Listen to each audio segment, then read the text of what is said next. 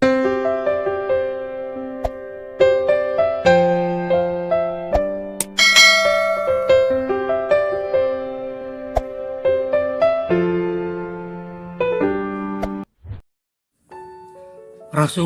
ditegur Allah karena tidak mengucapkan insya Allah.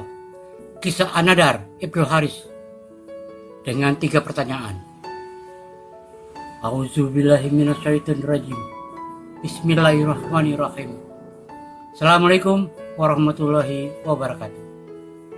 An-Nadar Ibnu Haris termasuk salah orang yang menentang dakwah Islam pada awal kemunculannya dan yang menghalangi para pengikutnya. Namanya dikenal sebagai An-Nadar Ibnu Haris, salah seorang tokoh golongan kaum kaya Quraisy yang memegang kekuasaan di kota Mekah. Dia memanfaatkan kekayaan dan kedudukannya untuk menindas para pengikut Nabi Muhammad SAW.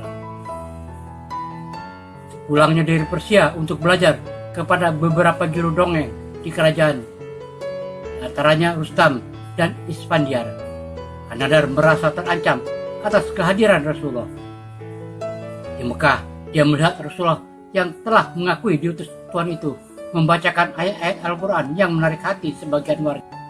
Jika Rasulullah berdakwah di suatu majelis menceritakan berita tentang orang terdahulu, An-Nadar akan berkata, "Demi Allah, siapakah juru kisah yang paling bagus, aku atau Muhammad?" An-Nadar dan kaum Quraisy lainnya kaget mengetahui dakwah Rasul yang semakin menyebar. Beberapa kabilah Arab sudah menjauhi berhalanya setelah didatangi Nabi Muhammad SAW. Mereka kemudian menawarkan kedudukan dan harta berlimpah dengan syarat Rasulullah harus berdakwah dengan menghina tuhan-tuhan mereka dan mencerai-beraikan kesatuan kaum Quraisy. Tapi Rasulullah menolaknya. Sadar akan kegagalan tersebut, maka Quraisy kembali berkumpul mencari jalan lain untuk menghentikan dakwah Nabi Muhammad SAW. An-Nadar berkata di hadapan para kaum Quraisy seperti yang dikisahkan dalam Sirah Ibnu Hisham. Sirah Ibnu Hisham. Hai kaum Quraisy, demi Allah, kalian benar-benar ditimpa suatu persoalan yang belum dapat kalian pecahkan. Dahulu Muhammad hidup di tengah-tengah kalian sebagai seorang anak yang paling kalian senangi, yang paling berkata jujur, dan yang paling dipercaya. Tak kala kalian melihat tanda-tanda kedewasaan di antara kedua pipinya dan membawa agama baru kepada kalian, lalu kalian berkata, dia tukang sihir. Demi Allah, dia bukan tukang sihir. Aku pernah melihat para tukang sihir, tipuan-tipuan mereka di buhul-buhulnya, ujar An-Nadar. Ia melanjutkan pidatonya dengan kebencian yang jelas akan agama baru itu. Kalian juga berkata, dia adalah dukun. Demi Allah, dia bukan dukun. Aku pernah melihat para dukun dan perilakunya, serta kami sudah mendengar jampi-jampinya, katanya. Kalian juga mengatakan dia adalah seorang penyair. Demi Allah, dia bukan seorang penyair. Kami telah melihat syair-syair dan mendengar seluruh jenisnya, baik yang bermetrum hajat maupun rujas, tuturnya. Kalian mengatakan bahwa dia itu orang gila. Demi Allah, dia bukan orang gila. Kita pernah melihat orang gila, perilakunya racaunya, dan ketidakwarasannya. Hai kaum Quraisy, renungkanlah persoalanmu. Demi Allah, kalian benar-benar mengalami persoalan yang besar, tandas An-Nadar. Setelah berkata demikian, kaum Quraisy mengutuskan An-Nadar bersama Uqbah bin Abi Mu'tih supaya menemui para pendeta Yahudi di Madinah.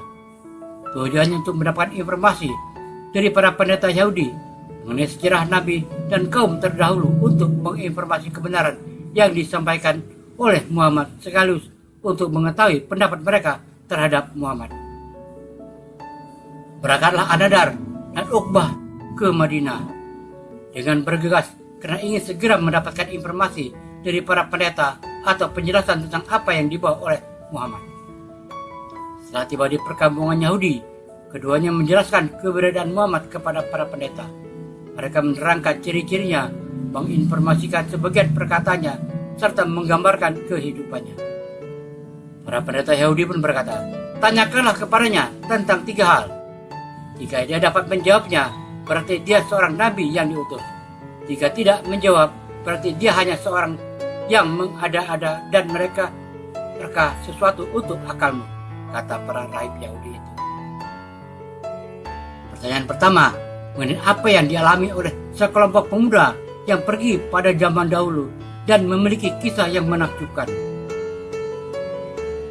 Lalu kaum Quraisy Mekah juga diminta untuk menanyakan kepada Muhammad tentang seseorang yang telah berkeliling dunia hingga mencapai belahan timur dan barat. Serta tanyakanlah padanya tentang ruh. Apakah ruh itu? Para pendeta Yahudi pun mengingatkan kepada kedua bangsawan Quraisy itu, jika dia mampu menjawab ketiga pertanyaan itu, ikutilah dia, sebab dia adalah seorang nabi. Jika tidak, berarti orang itu hanya mengada-ada dan tidaklah dia sesuai dengan apa yang terpikir olehmu, kata mereka. An-Nadar dan Uqbah pun pulang. An-Nadar lalu memanggil para pemuka Quraisy dan menceritakan apa yang dikatakan oleh para pendeta Yahudi. Kemudian An-Nadar dan para pemuka Quraisy pun pergi menemui Rasulullah dan menanyakan ketiga pertanyaan tersebut.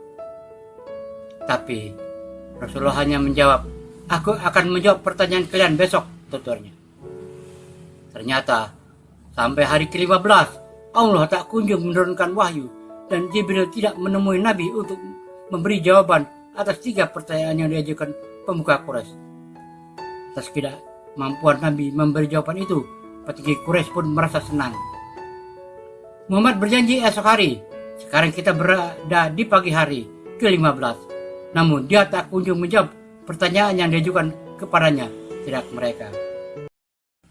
Rasulullah pun risau. Akhirnya datanglah Jibril membawa jawaban yang ditunggu-tunggu itu, yakni surat Al-Kahfi. Surat ini diantaranya menegur Rasulullah karena kesedihannya dalam menghadapi kaum Quraisy. Berita tentang sekelompok pemuda yang dikenal dengan para pemuda gua Ashabul Kahfi, dan tentang seorang laki-laki yang bernama Zulkarnain yang berkeliling dunia, dan tentang ruh. Rasulullah pun bertanya kepada Jibril mengenai lambatnya jawaban yang datang. "Hai Jibril, engkau datang tidak kunjung menemuiku jika aku nyaris berburuk sangka," tuturnya. Jibril pun menjawab dalam surah Maryam ayat 64.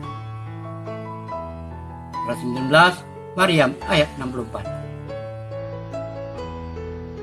وَمَا نَتَنَزَّلُ إِلَّا بِأَمْرِ رَبِّكَ لَهُ مَا بَيْنَ أَيْدِينَا وَمَا خَلْفَنَا وَمَا بَيْنَ ذَلِكَ وَمَا كَانَ رَبُّكَ نَسِيًّا.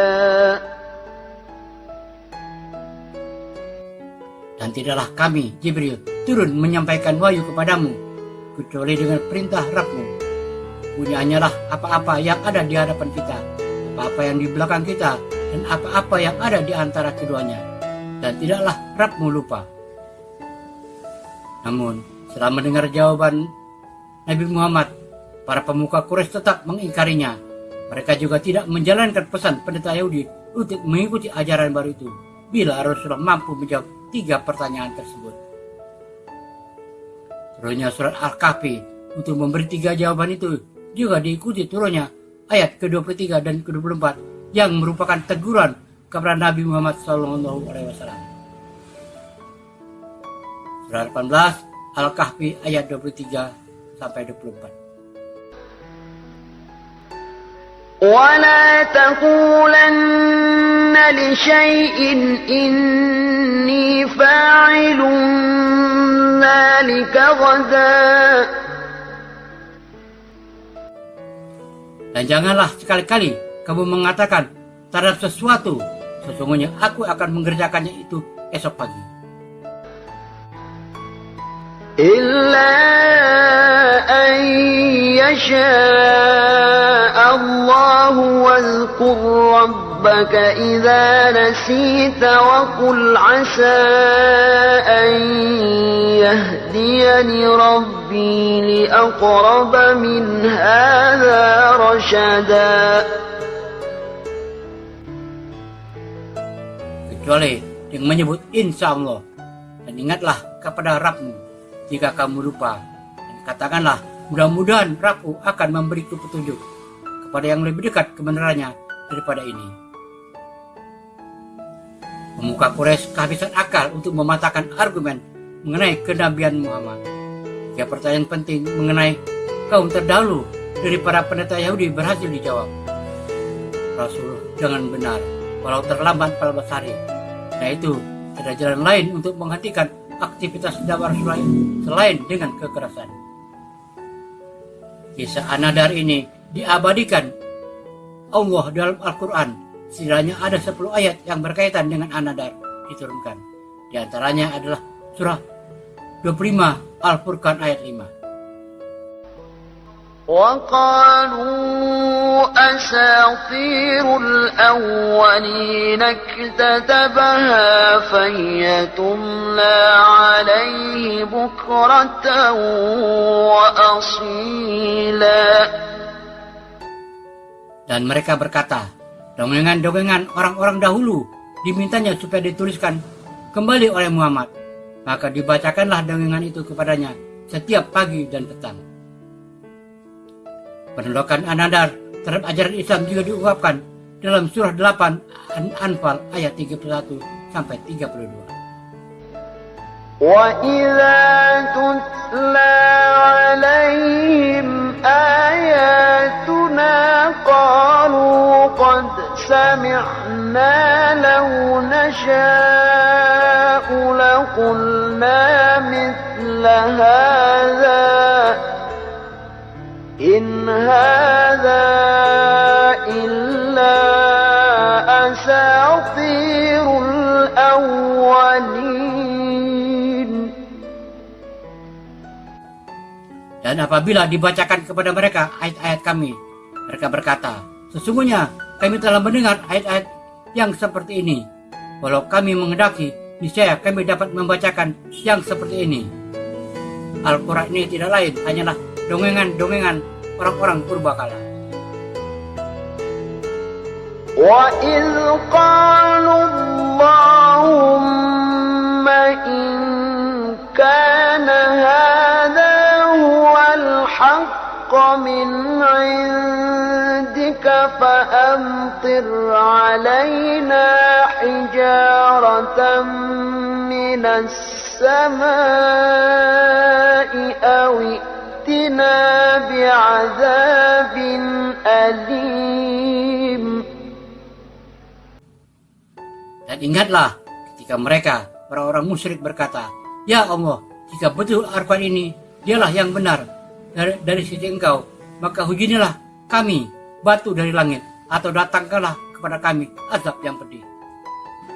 Dalam perang Badar, itulah doa An-Nadar, akan turunnya azab itu terjawab, dia mati terbunuh. Demikian ketiga pertanyaan dari An-Nadar, yaitu pertanyaan pertama, mengenai apa yang dialami oleh sekelompok pemuda yang pergi pada zaman dahulu dan memiliki kisah yang menakjubkan. Pertanyaan kedua, siapa seseorang yang telah berkeliling dunia hingga mencapai belahan timur dan barat? Pertanyaan ketiga, tentang ruh, apakah ruh itu? Ketiga pertanyaan itu adalah yang menjadi asbabun nuzul turunnya surat Al-Kahfi. Wallahu a'lam bishawab. Semoga bermanfaat. Assalamualaikum warahmatullahi wabarakatuh.